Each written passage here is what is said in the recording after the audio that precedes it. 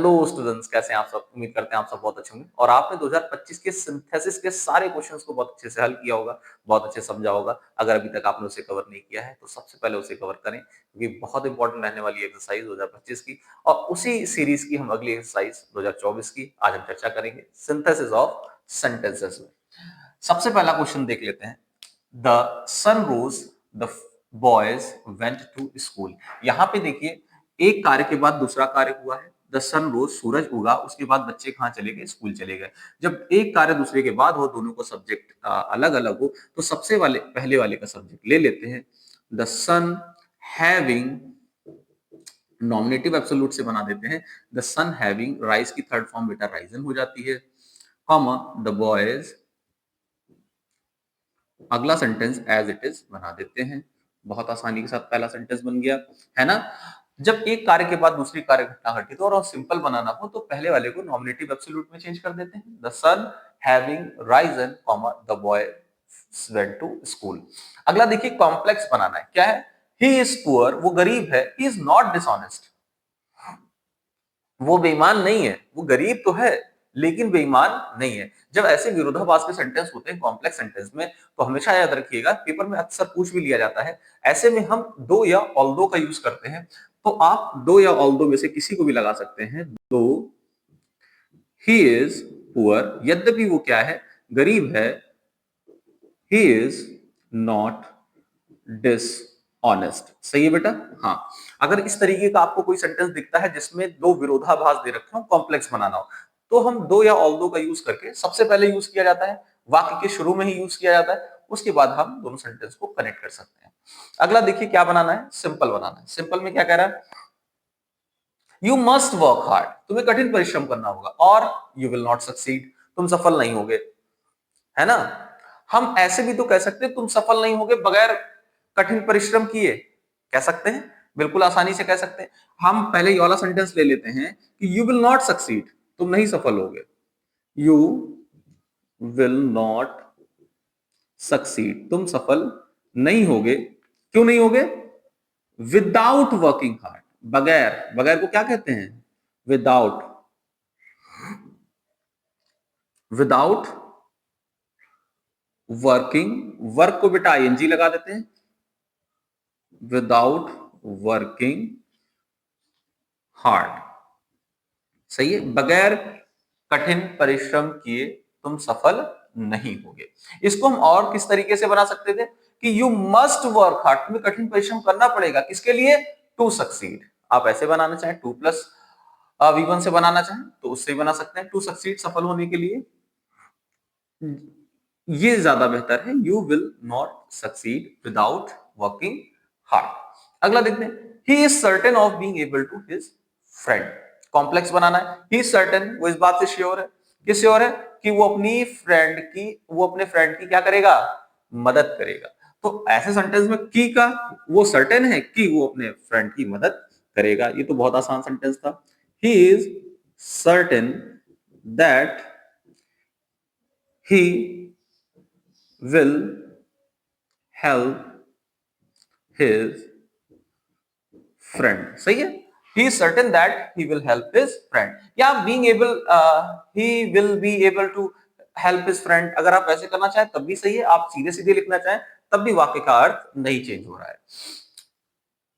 he is certain that he will be able to help his friend, चाहे वैसे बना दीजिए, या he is certain that he will help his friend, ऐसे भी सही है। अगला देखिए, miss Geeta sold her big house. Miss Geeta ने क्या किया, अपना बड़ा घर बेच दिया। He got 20 lakhs for it. Simple बनाना है बेटा, मिस गीता ने अपने बड़े घर को बेच दिया, उसको कितने रुपए मिले, 20 lakhs मिले।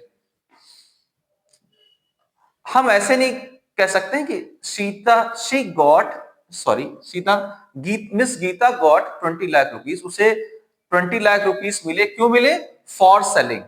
कैसे बना देंगे, for selling her big house, for selling से बना देंगे, प्रीपोजिशन विद नाउन और जेरेंट का यूज करके। शी गॉट, सबसे पहले अगला सेंटेंस ले आते हैं, शी गॉट 20, सी नहीं, यहां पे नाउन आएगा, miss Geeta got 20 lakh for, sold को आईएनजी में बदलने के लिए, for selling her big house. बन गया सिंपल, बहुत आसानी के साथ प्रीपोजिशन विद नाउन और जेरेंट का यूज करके। For selling her big house, miss Geeta got 20 lakhs for selling her big house. अगला देखते हैं, he admitted his error, he expressed his regret. देखो, उसने अपनी गलती को स्वीकारा, ही एक्सप्रेस्ड हिज रिग्रेट, और अपना और पछतावा एक्सप्रेस किया। सिंपल बनाना है, कोई नहीं, दोनों के सब्जेक्ट समान है, पहले को पार्टिसिपल में चेंज कर देते हैं।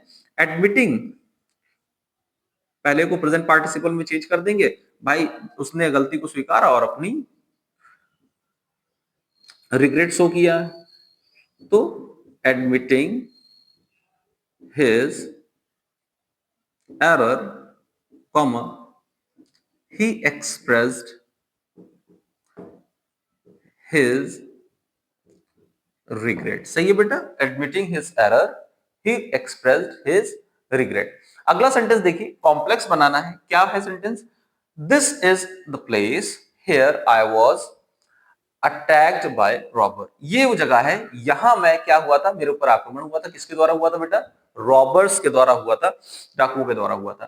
तो कॉम्प्लेक्स बनाना है, कॉम्प्लेक्स में क्या बनाते हैं?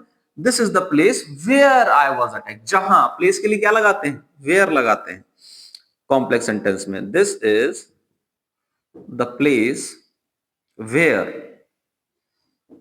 आई वॉज अटैक्ड बाय रॉबर्स। सही बेटा, हाँ, एडवर्ब ऑफ प्लेस। अगला देखिए, सिंपल बनाना है। क्या कहता है?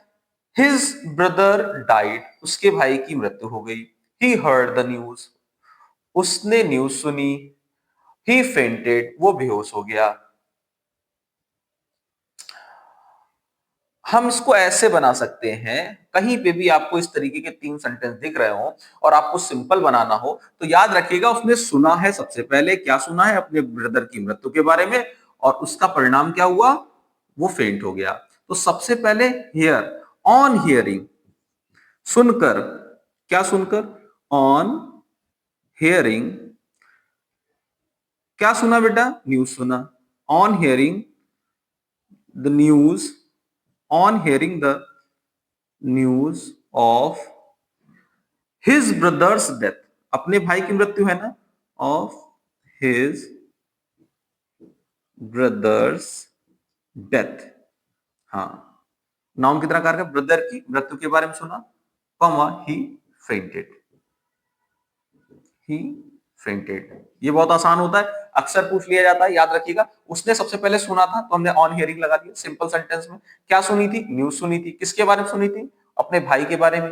हिज ब्रदर्स डेथ, भाई की मृत्यु के बारे में। यहां पे एज अ वर्ब कार्य कर रहा है, लेकिन यहां पे एज अ नाउन कार्य कर रहा है।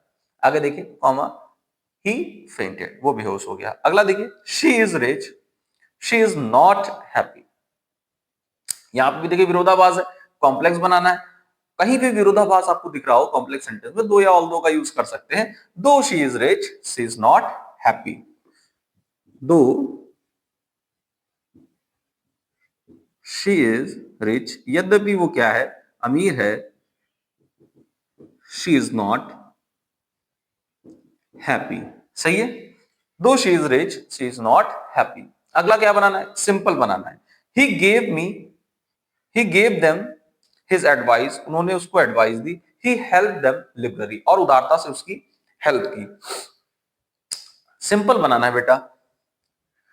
हम ऐसे तो कहेंगे, उसने उनको एडवाइस देने के साथ साथ उनकी उदारता से मदद भी की। तो जब दो कार्य एक व्यक्ति के द्वारा होते हैं, न केवल का यूज होता है। न केवल को हम इंग्लिश में सिंपल सेंटेंस बनाने के लिए बिसाइड्स का यूज करते हैं। Besides giving them his advice, अर्थात सलाह देने के साथ साथ ही हेल्प देम लिबरली। सही है बेटा।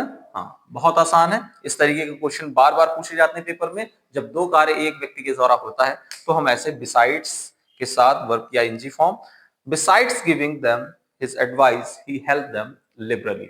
एक बार इसका स्क्रीनशॉट ले लीजिए, फिर आगे की ओर बढ़ते हैं। चलिए बेटा नेक्स्ट सेंटेंस को देख लेते हैं। नेक्स्ट सेंटेंस कह रहा है I am certain of giving you satisfaction. मैं निश्चित हूं कि मैं तुम्हें सेटिस्फाइड कर सकता हूं। तो कॉम्प्लेक्स बनाना है।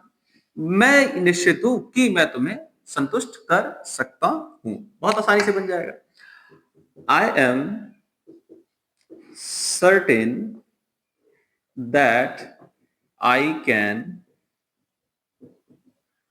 satisfy I can give you satisfaction, sorry, I can give you satisfaction। सही है बेटा। हाँ, बहुत आसानी से बन गया कि I am certain that I can give you satisfaction। अगला देखते हैं, the enemy surrendered। एनिमी ने क्या किया? सरेंडर कर दिया। बैटल क्या हुआ? जीत लिया गया। सिंपल बनाना है। देखिए, पहले सरेंडर किया होगा तभी तो जीते होंगे। एक कार्य के बाद दूसरी घटना घटित हुई। जब एक घटना के बाद दूसरी घटना घटित होती है तो पहली घटना जब और सब्जेक्ट अलग अलग हो तो पहली घटना को हम नॉमिनेटिव एब्सोल्यूट में बना देते हैं। तो सबसे पहले वाले सेंटेंस का जो पहले घटना घटित हुई उसका सब्जेक्ट ले लेते हैं। उसके बाद हैविंग प्लस V3 लगा देते हैं। The enemy having surrendered, the battle was won. सही है बेटा। हाँ, बहुत आसानी से बन जाएगा। जब एक कार्य के बाद दूसरी कार्य होता है अर्थात घटना घटित होती है और दोनों के सब्जेक्ट अलग अलग होते हैं तो पहले वाले सब्जेक्ट को लेकर नॉमिनेटिव एब्सोल्यूट का प्रयोग करते हैं। Subject plus having plus V3 और अगला सेंटेंस एज इट इज बना देते हैं। अंतिम सेंटेंस देखते हैं। It is done, it can not be undone. ये हो चुका है, इसको फिर से अनडन नहीं किया जा सकता। अंतिम सेंटेंस बेटा हमेशा की तरह आपके लिए है। आप बनाएंगे, इसको कमेंट सेक्शन में पोस्ट करेंगे। अगर यहाँ सही आता है तो निश्चित तौर पर पेपर में भी सही हो जाएगा। आई होप आज की भी एक्सरसाइज आपको समझ में आई है, कॉन्सेप्ट क्लियर हुए होंगे। अगर आज की एक्सरसाइज आपको समझ में आई है तो इसको दोस्तों के साथ जरूर शेयर करें जिससे उनको भी बोर्ड एग्जाम में आसानी हो। आज की वीडियो में इतना ही। शुक्रिया।